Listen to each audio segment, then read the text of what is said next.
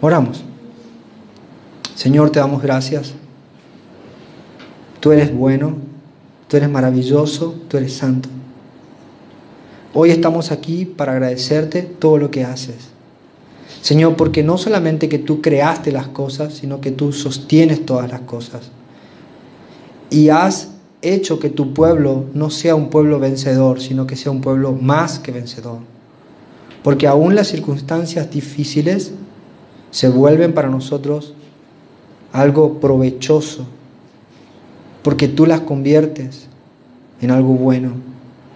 Señor, y aunque muchas veces las circunstancias no cambian, nuestro corazón cambia ante las circunstancias. Pero vemos tu poder y por eso pedimos, y por eso clamamos, y por eso suplicamos. Te pedimos, Señor, por este tiempo especial que vamos a tener con los hermanos del Centro Crecer. Oramos por sus vidas. Oramos que no haya restricciones al tiempo de venir. Oramos para que los guardes en salud. Oramos para que la iglesia tenga salud. Oramos, Señor, para que los temas que se van a dar, los talleres y la capacitación sean de provecho. Oramos, Señor, para que nuestros corazones sean transformados. Señor, oramos para que ellos también sean impactados por lo que tú estás haciendo aquí.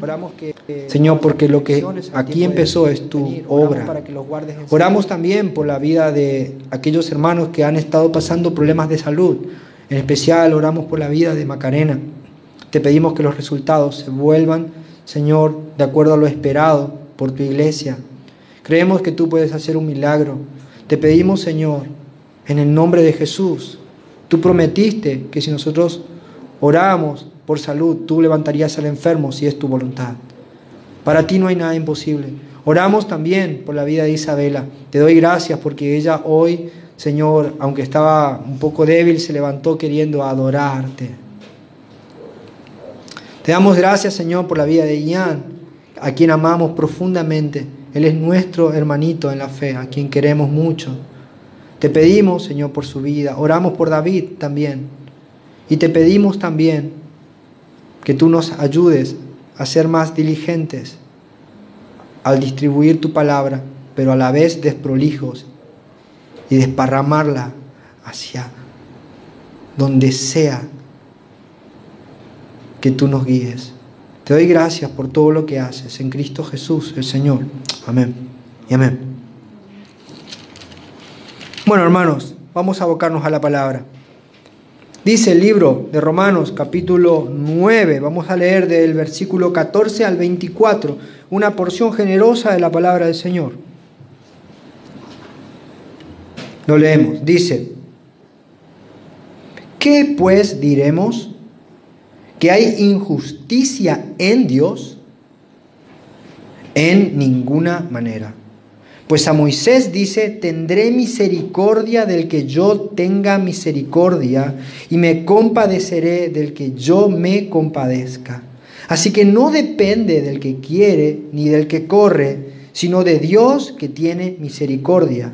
Porque la Escritura dice a Faraón: para esto mismo te he levantado, para mostrar en ti mi poder, y para que mi nombre sea anunciado por toda la tierra. De manera que de quien quiere tiene misericordia, y al que quiere endurecer, endurece. Pero me dirás: ¿por qué pues inculpa? Porque ¿quién ha resistido a su voluntad? Mas antes, oh hombre, ¿quién eres tú para que alterques con Dios? Dirá el vaso de barro al que lo formó: ¿por qué me has hecho así?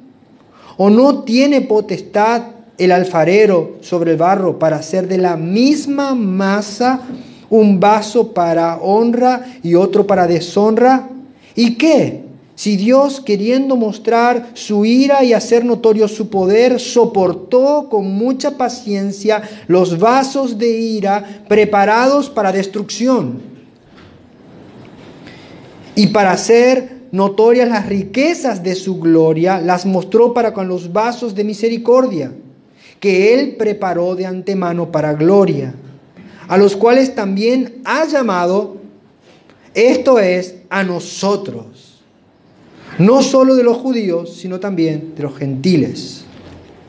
Hasta ahí nuestro texto.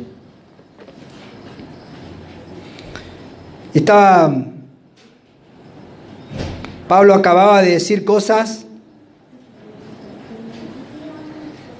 durísimas por las cuales al mismo Jesús intentaron apedrear. Pablo tenía el corazón, como dice Alejandro Sanz, partido.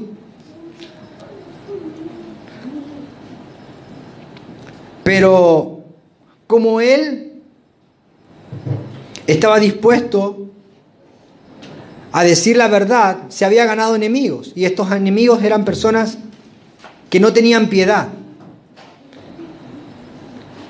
Fíjense,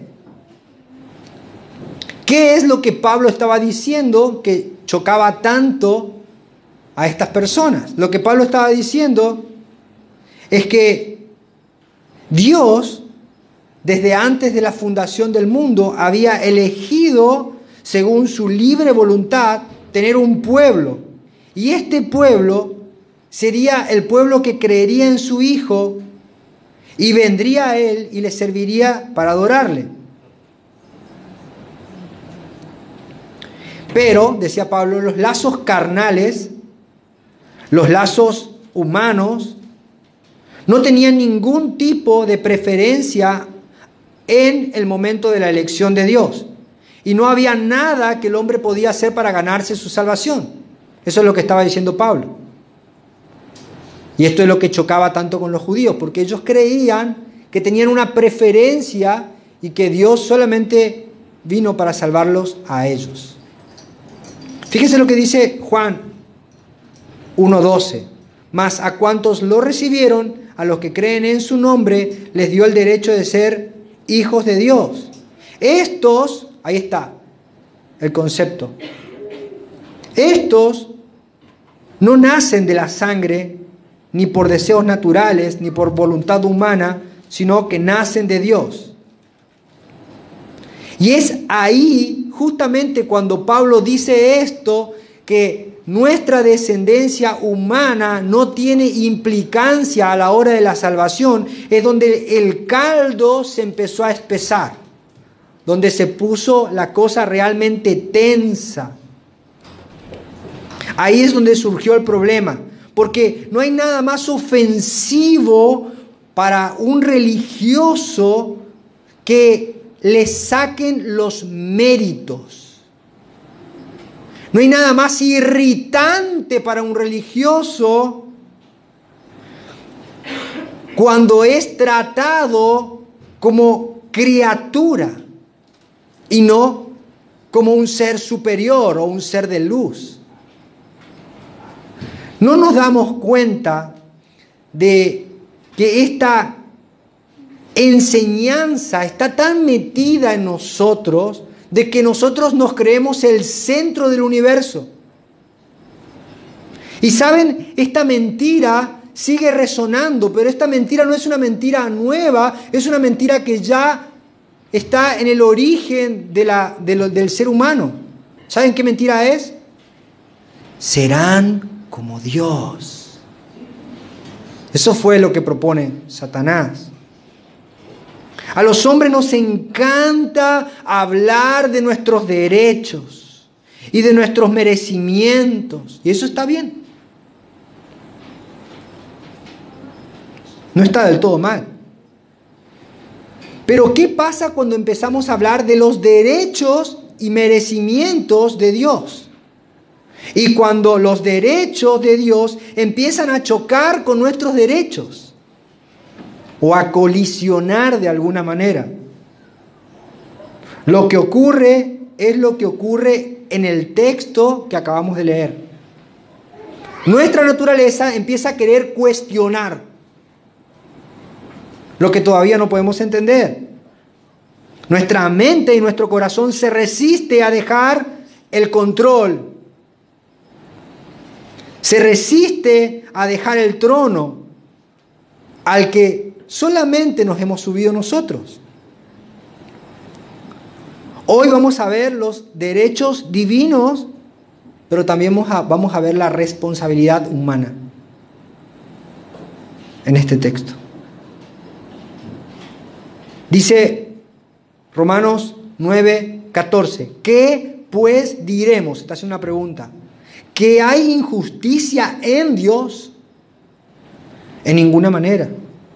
Pues a Moisés dice, tendré misericordia del que tenga misericordia y me compadeceré del que yo me compadezca. Así que no depende del que quiere ni el que corre, sino de Dios que tiene misericordia. Cuando se nos habla del Evangelio de la gracia, nuestra mente entra en un corto, entra en un shock. Porque va en contra de todo lo que somos nosotros como personas. Y fíjense esto, nuestra construcción moral, nuestra estructura social, nuestra manera de aprender, nuestra manera de ser parte de la sociedad o introducirnos a la sociedad, todo tiene que ver con las cosas que hacemos y los logros que obtenemos por aquellas cosas que hacemos. Fíjense esto que es interesante, ¿no? Desde el primer dibujo en el jardín de infantes,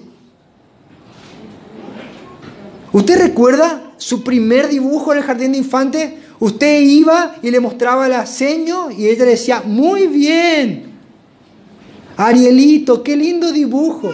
Y eso me alentaba, ¿por qué? Porque tenía una recompensa y después yo me esforzaba un poco más y después ya me iba a la primaria y yo tenía una tarea que la debía cumplir y cuando yo cumplía esa tarea tenía un puntaje y ese puntaje me lograba dar la aprobación de la materia. Y así, todo el tiempo nuestra cultura, nuestra conducta humana se debe a esto, a esfuerzos y logros que nosotros llevamos adelante para poder tener recompensas. Y eso no está mal.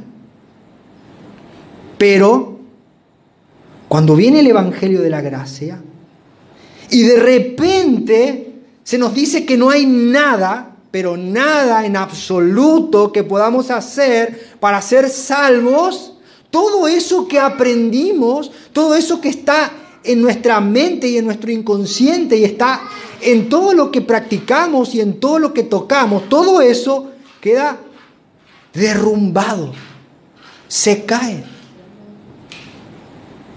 ¿Qué ocurre en nosotros cuando nos encontramos con esta verdad? Es lo que ocurre cuando hay una demolición controlada. ¿Usted vio alguna vez en la televisión cuando hay esos edificios gigantes que deben ser derribados y lo minan por todos lados, por todas sus columnas y empieza una explosión controlada y empieza a caerse como una casita de dominós? Y cuando el Evangelio entra en nuestras vidas, todas nuestras estructuras empiezan a caer y se empiezan a derribar. Ocurre lo mismo que ocurrió en Jericó. ¿Recuerdan esa historia? La ciudad, los muros cayeron y había solamente algo que quedó en pie. La casa de Rahab con el vellón. Cuando el Evangelio entra, todas nuestras estructuras carnales caen y solamente queda la señal de nuestro Señor Jesucristo. Todo lo demás debe caerse. Todos nuestros merecimientos caen. Todos nuestros logros caen. Todos nuestros intereses caen. Y solo queda Cristo. Ahora, ¿cómo sabemos que estamos escuchando el Evangelio? Sabemos que estamos escuchando el Evangelio porque el Evangelio nos derriba. Y no estoy hablando de derribar como hacen algunos que te empujan y te caes. No, sino que nos derriba nuestro orgullo. Y solo Cristo queda exaltado. ¿Estás siendo derribado en tu orgullo por el Evangelio? ¿Está siendo exaltado el derecho de Dios por sobre el tuyo? En el evangelio que estás escuchando, esto es muy importante. Son preguntas que tenemos que hacernos. El evangelio ofende la mente, descubre el corazón, condena el pecado, llama al arrepentimiento, salva por gracia, condena a los que no quieren obedecer a la verdad y da toda la gloria a Dios. Todo eso hace el evangelio. Ahora la pregunta que tenemos que hacernos, ¿qué estás escuchando? ¿Estás escuchando el evangelio o estás escuchando algo, una imitación? Si puedes darte cuenta que lo que escuchas te está llevando a enorgullecerte y a tener a Dios como el genio de la lámpara al que nosotros podemos frotar con un poco de fe para que nos conceda lo que nosotros queremos, entonces no estamos escuchando el evangelio. Eso no es el evangelio. Pero si te están surgiendo preguntas y te ves cada vez más pequeño y ves a Dios cada vez más grande, entonces, solamente entonces estás escuchando la verdad del evangelio. Pablo sabía lo que le estaba ocurriendo a estas personas. Sabía que el evangelio venía a atropellar todas sus estructuras, pero ellos no se querían convertir. Así que estos hombres, al no querer menguar, empiezan a hacer preguntas. Dice, bueno, acá debe haber un error. Y fíjense esto, dice, ellos empiezan a plantearse, algo debe andar mal con Dios. Mira el corazón del hombre cómo es. Cuando Dios nos llama a que nos humillemos, el hombre se levanta y dice, no, Dios debe tener un problema. Ahora, qué curioso, ¿no? Que traten de encontrar fallas en Dios al que no ven, cuando no las pueden encontrar en ellos mismos que se ven todos los días en el espejo.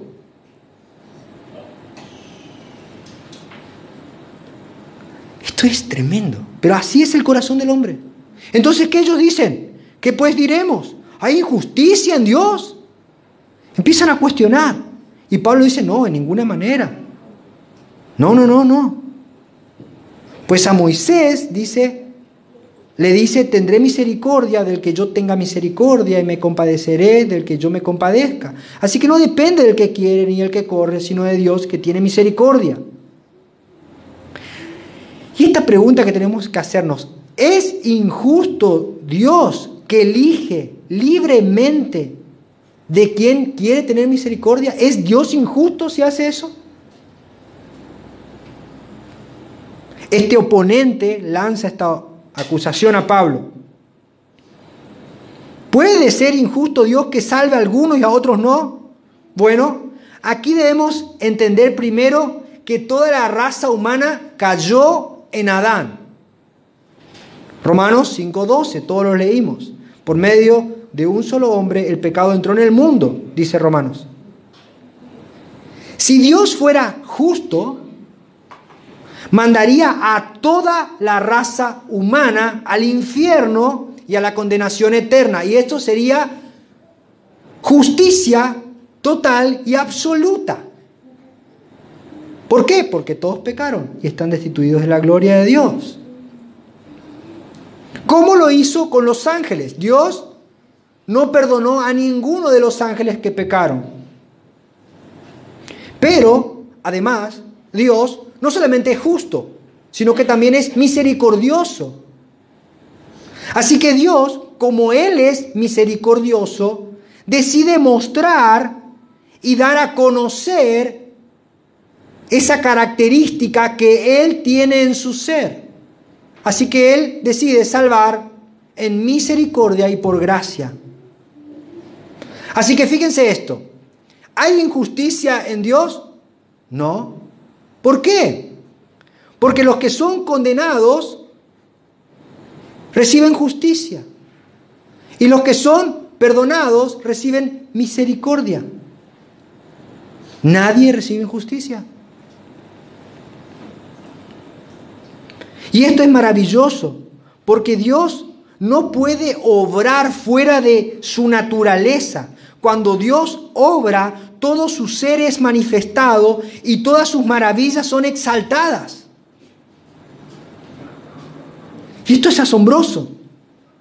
Por eso es que Dios le dice a Moisés, fíjense lo que le dice: tendré misericordia del que yo tenga misericordia y me compadeceré del que yo me compadezca. ¿Saben? Si había alguien en la tierra, un ser en la tierra, solamente un ser en la tierra, que podía tener chapa, como decimos los argentinos, o algún tipo de merecimiento, era Moisés. Dios dice de Moisés que no había un hombre como él en la tierra, que él era manso y humilde. Y lo dijo después de que había matado al egipcio. Pero a este hombre, el único hombre que tal vez podía tener algún tipo de actitud para plantarse delante de Dios y decir, bueno, yo tal vez me merezca algo, Dios a este hombre le dice, hey, quédate quieto ahí, yo tengo misericordia de quien yo tengo misericordia y punto. No hay merecimiento. Y como dicen los chicos, se lo dijo en la cara.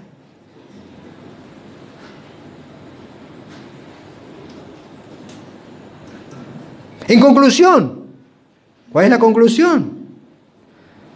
Versículo 16. Así que no depende del que quiere ni del que corre, sino de Dios que tiene misericordia. Es su determinación, es su derecho, poder o prerrogativa de ejercer su voluntad libre. Porque Él es Dios.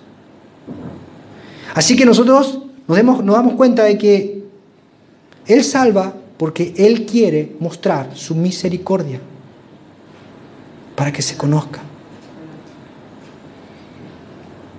Ahora, fíjense, si nosotros leemos este texto fuera de contexto, fíjense lo que nos puede pasar. Así que no depende del que quiere ni del que corre, sino de que Dios tiene misericordia. Fíjense lo que puede pasar. Bueno, si Dios decide salvar como Él quiere y no depende del que quiere ni del que corre, entonces bueno, me quedo acá y espero. Una vez a Dios quiera salvarme y no hago nada.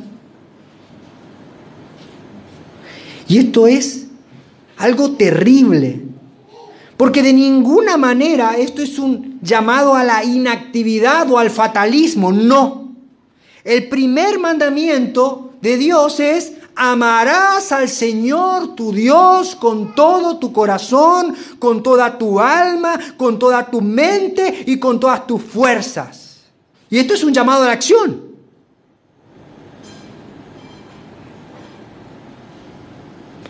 Dios nos llama a actuar en amor, en fe, por Él. Pero con respecto a la salvación, cuando somos salvos, no podemos gloriarnos. No podemos llenarnos de orgullo. Debemos movernos en fe, debemos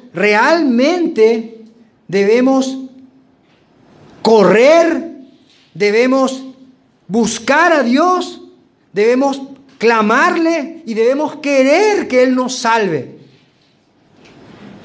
Pero cuando hayamos sido salvos, debemos decir, no he sido yo, sino que ha sido tu misericordia.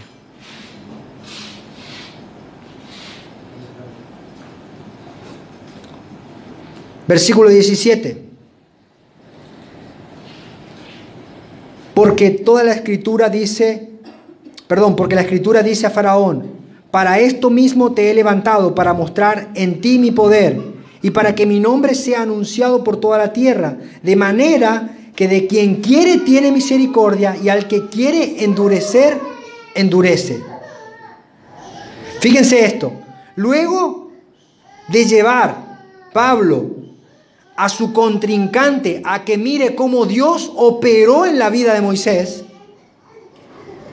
ahora Pablo lo lleva a que mire cómo Dios operó en la vida de Faraón.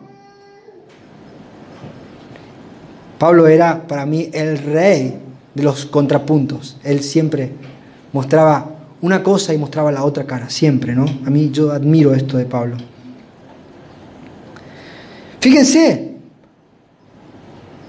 y es muy interesante porque ahora Dios le dice a Faraón: para esto mismo te he levantado, para mostrar en ti mi poder y para que mi nombre sea anunciado en toda la tierra. ¿Sabe? La referencia está tomada del libro de Éxodo, capítulo 9, versículo 16. Y la palabra dice: y a la verdad yo te he puesto para mostrar en ti mi poder, para que mi nombre sea anunciado a toda la tierra. La palabra levantar, tiene el sentido de dejarle hacer un acto de presencia en la historia. Fíjense lo que está haciendo Dios. Dios le dice a Faraón: te voy a dejar que hagas un acto de presencia para que todas las naciones sepan quién eres. Dios permitió la existencia de Faraón. ¿Pero para qué? Dice el texto. Para mostrar en él su poder. El propósito de Dios es aquí mostrar su gran magnificencia, su gran poder. Cada cosa que Dios hace, las hace para mostrar su gloria o algún atributo de quién es Él. Cuando se levanta esta persona, Dios le da la vida a Faraón y decide que este hombre se levante de tal manera que todo el mundo reconozca quién era.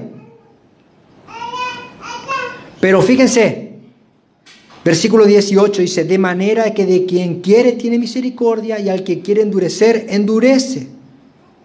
Faraón llegó a ese momento, a ese tiempo específico, Dios lo permitió y ahora este hombre empieza a manifestar lo que había en su corazón. Y dice que lo que había en el corazón de este hombre era abominación y odio contra Dios. ¿Y qué hizo Dios? Dios dice, endureció el corazón de Faraón. Y acá tenemos que preguntarnos, ¿Dios endureció el corazón de Faraón? ¿Cómo hizo eso? ¿Cómo se endurece un corazón humano?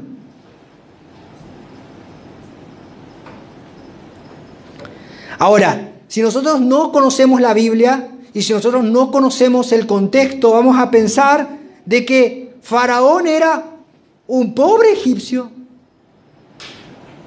Qué bueno que por descendencia real, o vaya uno a saber qué, estaba en el trono y era bueno. Así que vino Dios y le endureció el corazón para que se enoje contra los judíos. No es así. No es así. Faraón era un genocida que había exterminado a miles de niños judíos a orillas del río Nilo. Su corazón se enorgulleció y Faraón se veía a sí mismo como una deidad. Él creía que era Dios. Su corazón era un corazón soberbio y oscuro. Y Dios sabía que no iba a dejar ir a su pueblo. Y tomé un comentario bíblico de Hendrickson que dice así: el contexto nos demuestra que había habido 6 plagas en Egipto: el agua transformada en sangre, ranas, piojos, moscas, plagas en el ganado, úlcera en la gente y en los animales.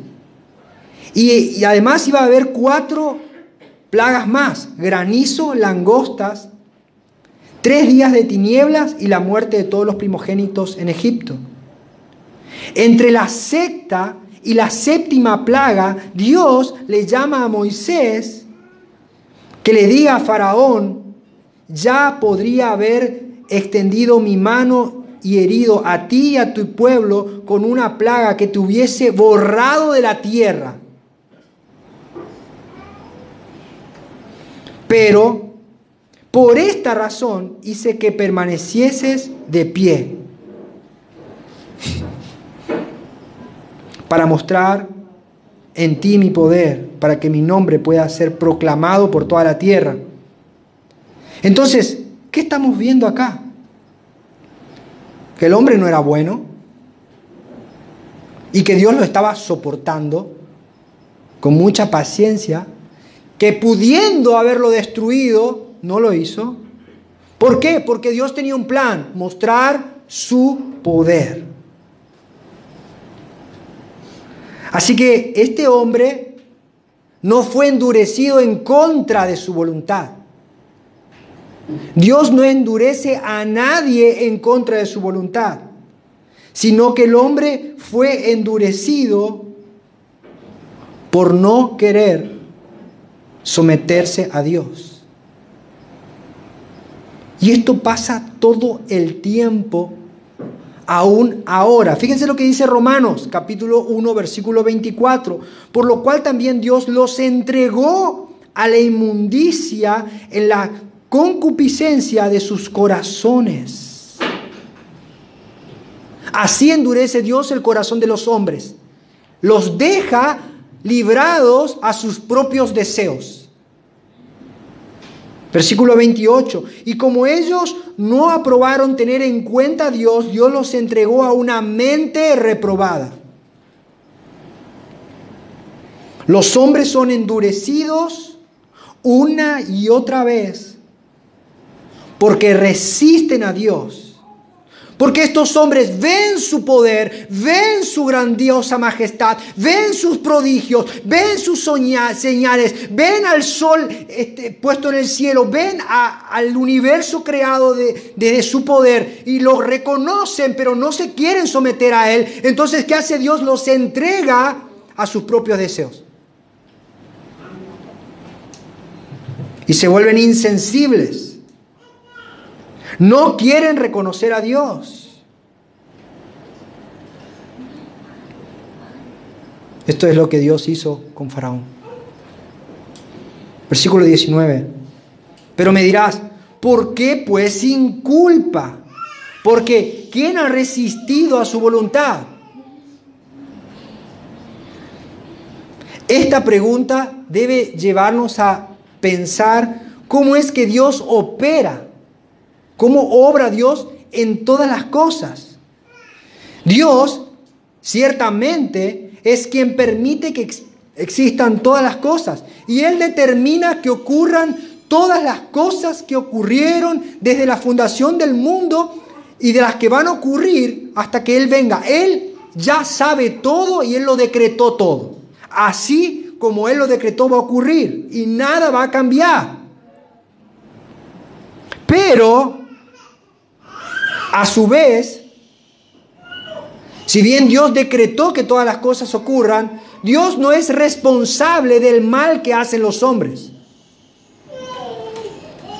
Fíjense lo que dice Mateo, versículo 10, 29. ¿No se venden 2 pajarillos por 1 cuarto? Con todo, ni uno de ellos cae a tierra sin que vuestro Padre lo sepa. Pues aún vuestros cabellos están todos contados. Dios tiene controlado aún cuántos cabellos tenemos en nuestra cabeza. Usted sabe, yo una vez me empecé a involucrar en esto y me puse, ¿cuántos cabellos será que tenemos en la cabeza? Y me puse a estudiar. Usted sabe que hay un promedio, me estoy yendo de tema, pero es interesante. Hay un promedio de cabellos según el color de cabello que tenemos. Los pelirrojos tienen menos cabello porque son más gruesos. Fíjense que estudiaron, no estoy mintiendo. Los rubios tienen más cantidad de cabello porque son más finitos. Y los de cabello negro tienen menos. Y los que somos como nosotros tenemos menos. Pero ¿qué quiero decir esto? Dios controla todo. Y a Él no se le escapa nada. No cae un pajarito, no se nos cae el cabello. Así que, hermano, si usted quiere comprar el champú ese para fortalecer, está bien. Pero el Señor es el que controla todo. Yo también lo hago. Pero fíjese lo que dice. Y no solo que Él creó todas las cosas y que Él controla todas las cosas, pero fíjense qué hace además. Hebreos 1, versículo 3. El Hijo es el resplandor de la gloria de Dios, la fiel imagen de lo que Él es, y el que sostiene todas las cosas con su palabra poderosa. Dios es el que controla y el que permite que exista todas las cosas. Cristo sostiene todo, el universo. Si Cristo no sostuviera el universo, desaparecería. Él tiene el control de todo. Así que Dios determina no solamente que todas las cosas ocurran, sino que Él sostiene todas las cosas, pero de ninguna manera Él es responsable de los males que hacemos. Fíjense lo que dice Lucas 22:22. Jesús está hablando del hijo de perdición, de Judas. Y fíjense, acá nos podemos ver claramente que si bien Dios ya había decretado lo que iba a pasar, el responsable era Judas. A la verdad, el Hijo del Hombre va según lo que está determinado. Pero hay de aquel hombre por quien es entregado. Ahora, ¿cómo entendemos eso? ¿Cómo entendemos que Dios decretó que Judas lo iba a entregar y nadie resiste su poder? Y este hombre va y hace lo que estaba determinado que ocurra y el culpable es él. ¿Cómo lo entendemos? Y encontré una analogía. La analogía es una ilustración para que podamos entender más profundamente. Dice, en la obra de Macbeth de Shakespeare, Macbeth mata al rey Duncan. Ahora, si por un momento damos por sentado que esto es ficticio, se podría hacer la pregunta, ¿quién mató al rey Duncan? Todos decimos Macbeth. Muy bien. En un nivel la respuesta es correcta, Macbeth. Dentro del contexto del drama, él cometió el homicidio y con razón carga con la culpa. Pero a otro nivel, una respuesta correcta a la pregunta ¿quién mató al rey Duncan? La respuesta correcta también sería Shakespeare mató al rey Duncan. ¿Por qué? Porque él escribió la obra, creó a los personajes y escribió la parte donde Macbeth mata al rey Duncan. Ahora, ¿no sería correcto decir que Macbeth mató al rey Duncan? William Shakespeare no mató al rey Duncan. Eso no sería correcto. Tampoco sería correcto decir que debido a que William Shakespeare mató al rey Duncan, Macbeth no lo mató. ¿Me está siguiendo? ¿No se perdió? Ambas cosas son verdad. A nivel de los personajes en la obra de Macbeth por completo, 100% Macbeth causó la muerte del rey Duncan. Pero a nivel creador, el creador de la obra, William Shakespeare, por completo, 100% fue el que causó la muerte del rey Duncan. Así que nosotros podemos entender que Dios causa plenamente las cosas de cierta manera como creador y nosotros plenamente causamos las cosas de otra manera como actuantes o como criaturas de todo lo que Él hace. Dios inculpa justamente Porque nosotros no hacemos el mal. Perdón, porque Él no hace el mal, nosotros lo hacemos. Ahora, ¿quién ha resistido a su voluntad? Ya estamos, ¿no? Nuestra cabeza está explotando. Ahora, ¿quién ha resistido a su voluntad? Y yo estaba pensando, ¿no? Que con mi hija miramos a veces, cuando tenemos tiempito, estos programas de los animales, estos canales de Discovery Channel, y vemos cómo, ¿usted alguna vez vio cómo funciona la tela de araña? Yo sé que a muchos le tienen miedo, pero a mí me llama mucho la atención porque está la tela de araña y viene el insecto volando y queda pegado ahí. ¿Y qué hace el insecto? Empieza a querer resistir con todas sus fuerzas. Y cuando más resiste, más se enrieda.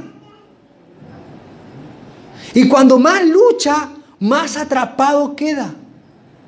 Y cuando más se resiste, más cercana está a su muerte. ¿Quién ha resistido su voluntad? Debemos pensar en esto. No tenemos mucho tiempo. No podemos luchar contra Dios. Tenemos que dejar de luchar en contra de Dios y tenemos que dejar que Él tome nuestra vida y nuestro corazón, porque nadie ha resistido a su voluntad.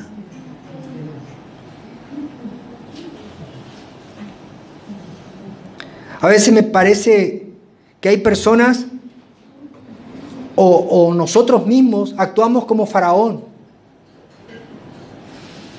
Queremos tener el control, no queremos reconocer a Dios. Queremos encontrar fallas en Dios y no en nosotros.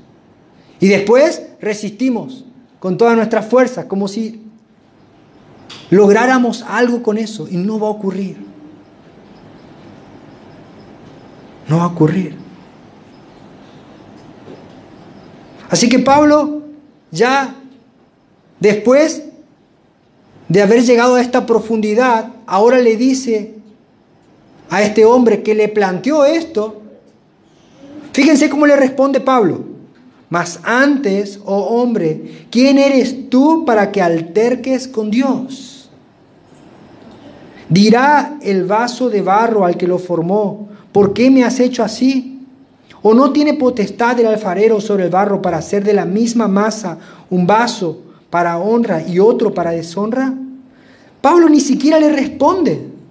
Pablo lo que está haciendo le llama al orden. Le dice, ¿quién eres tú, hombre? Tú eres un hombre, eres barro, y tú no tienes derecho a recriminar nada a Dios, al lugar. A veces cuando vemos las películas en los juzgados y la persona quiere defender y dice, no, pero al lugar, no al lugar, no al lugar.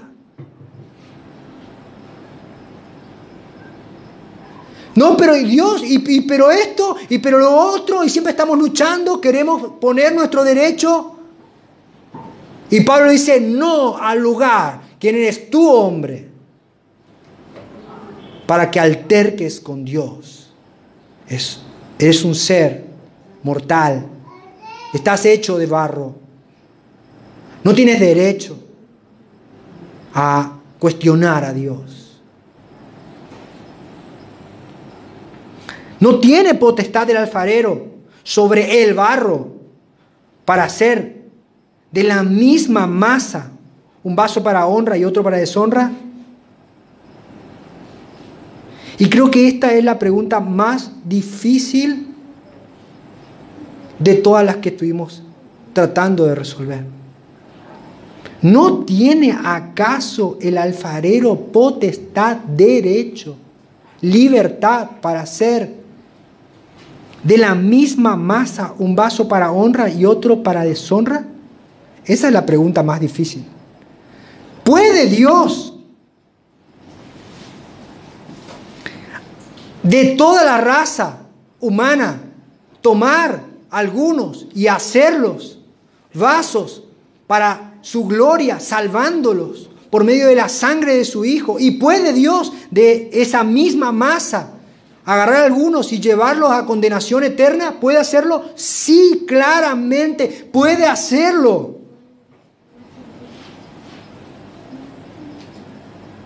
Ahora lo que nosotros preguntaríamos, ¿y por qué nos salva a todos?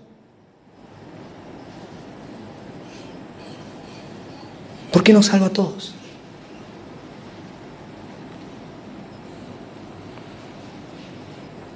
La pregunta esta de por qué nos salva a todos, en la mayoría de las iglesias evangélicas del mundo, en la mayoría, la respuesta a esta pregunta de por qué nos salva a todos sería que Dios amó tanto la posibilidad de que el hombre pueda decidir libremente, que Dios no quiso pasar por arriba de la decisión del hombre, así que le dio al hombre libre albedrío.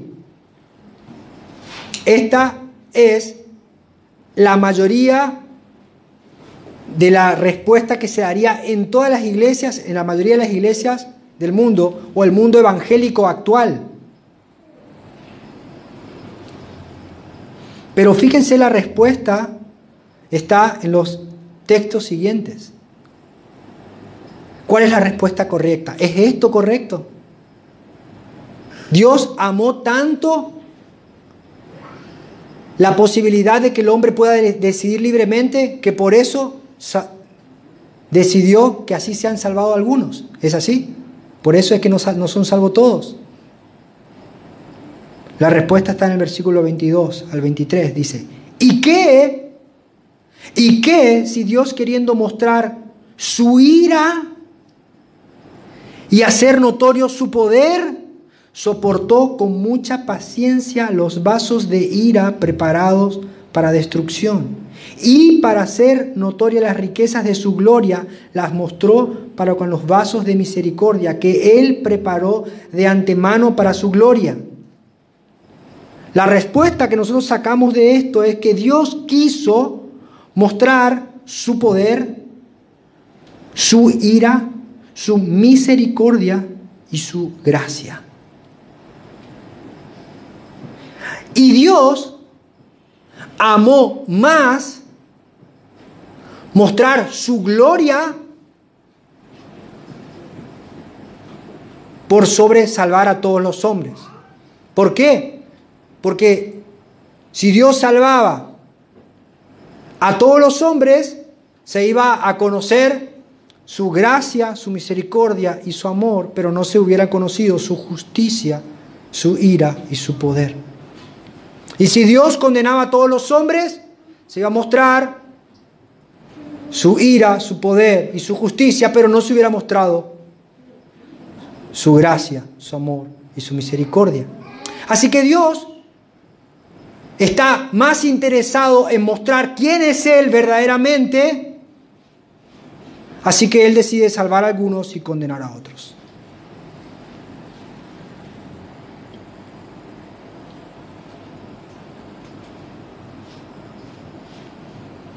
Y ahí ya no hay más discusión. Esta es la respuesta de la Biblia y que claramente las iglesias reformadas predican, enseñan, y nosotros también lo hacemos. Y claramente Él puede hacerlo y lo está haciendo. Ahora, ¿cómo respondemos a eso, no? Versículo 24. A los cuales también ha llamado, esto es, a nosotros, no solo los judíos, sino también a los gentiles. Y acá la sorpresa. Pablo dice, a nosotros, Dios nos llamó a nosotros. A nosotros. No sé por qué lo hizo, pero nos llamó a nosotros. Decidió mostrar en nosotros su misericordia. No sé por qué lo hizo. No puedo entender por qué lo hizo. pudiendo y mereciendo yo que en mí se muestre la ira y el castigo, Él decide perdonarme por el cuerpo partido de su Hijo, por derramar la sangre de su Hijo. Él decide mostrar en mí su gracia en nosotros. Y esta es la gloria del Evangelio. Esta es la gloria del poder de Dios. Que nosotros, que estábamos en esa tela de araña de nuestro propio pecado, resistiendo a Dios con todas nuestras fuerzas, Él pudiendo acercarse y consumirnos en su ira, nos sostuvo y nos dio un corazón nuevo. Esa es la gloria del Evangelio.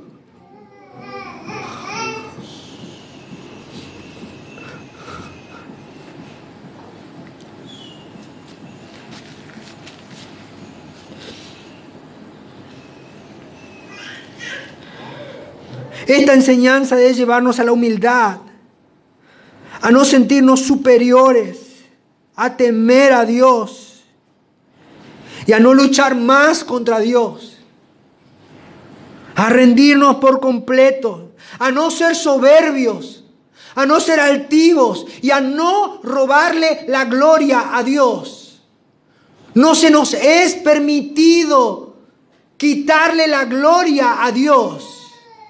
¿Usted recuerda aquella vez en que Dios llamó a Gedeón y le dijo que tenía que ir a luchar contra Madián? Y Dios había levantado a mucho pueblo.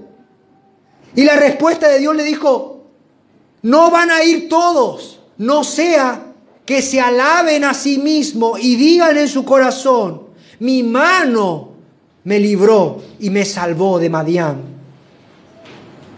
Ahora, si Dios no permite que el hombre se alabe por una victoria o por una salvación humana, ¿por qué Dios va a permitir que el hombre se alabe en la salvación eterna?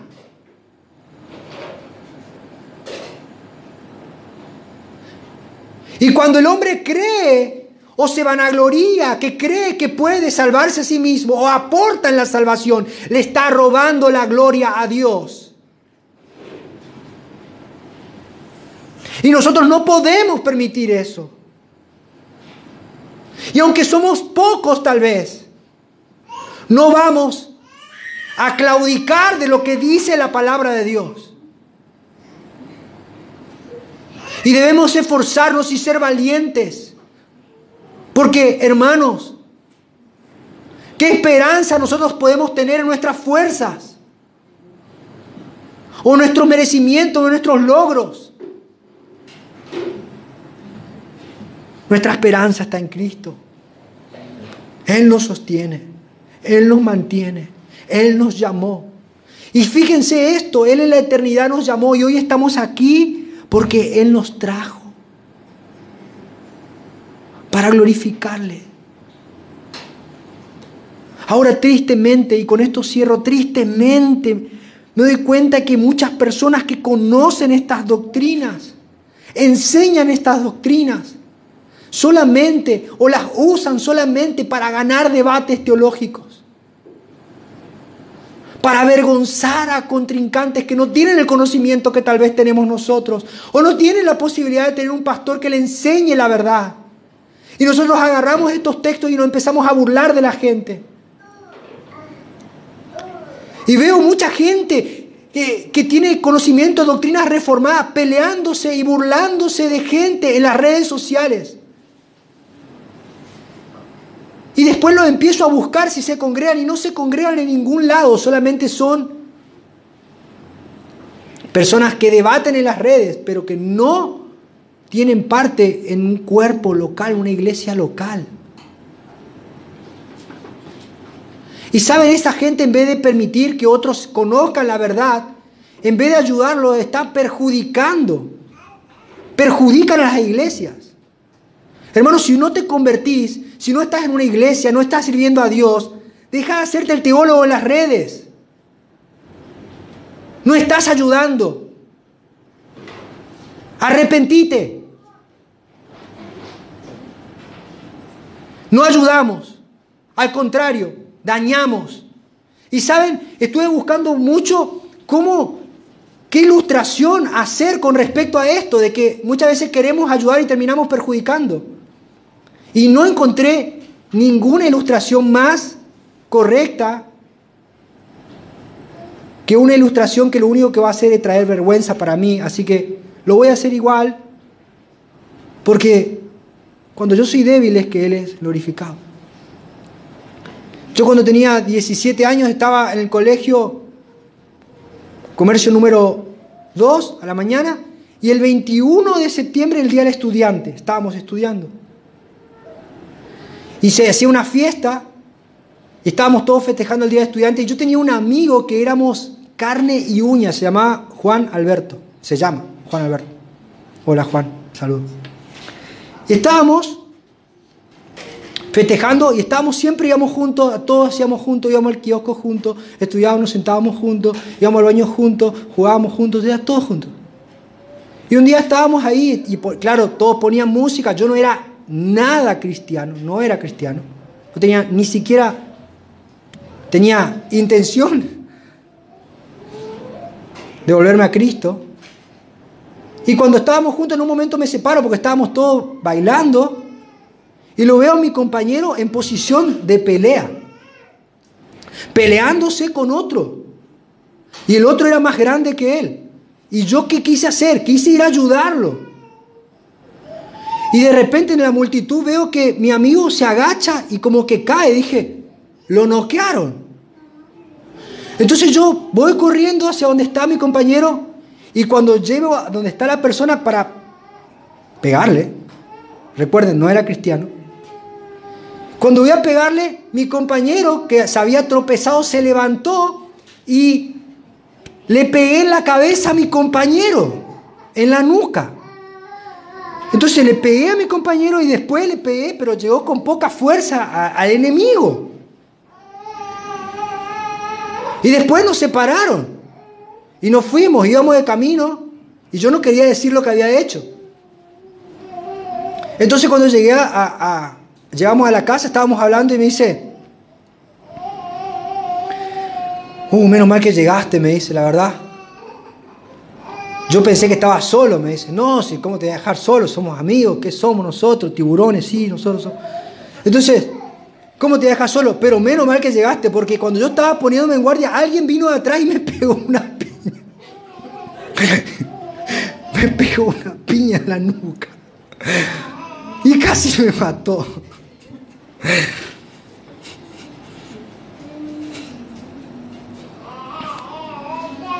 Y yo le dije, era yo que quise ayudarte. Me dijo, no me ayudes más.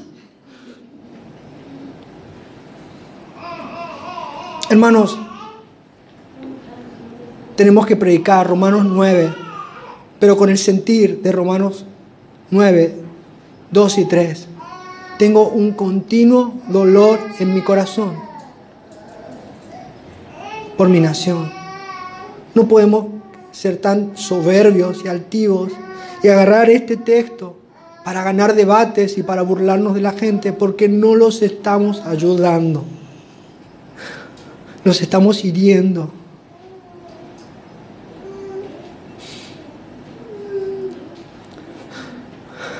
Hermanos, que nuestro corazón sea un corazón dispuesto a predicar la verdad, porque no podemos hacer otra cosa, pero que lo hagamos en amor.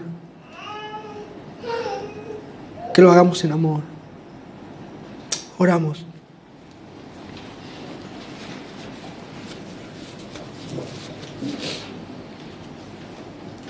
Señor, te damos gracias, porque tú decidiste mostrar tu gloria y tu gracia en nosotros, y tú decidiste mostrar tu poder, tu ira y tu justicia en aquellos que no te conocen. Y en todo esto tú eres justo. Y tú eres maravilloso. Señor, te pedimos por aquellos que hoy tal vez están endurecidos. Y tal vez hoy están alejados de tu verdad.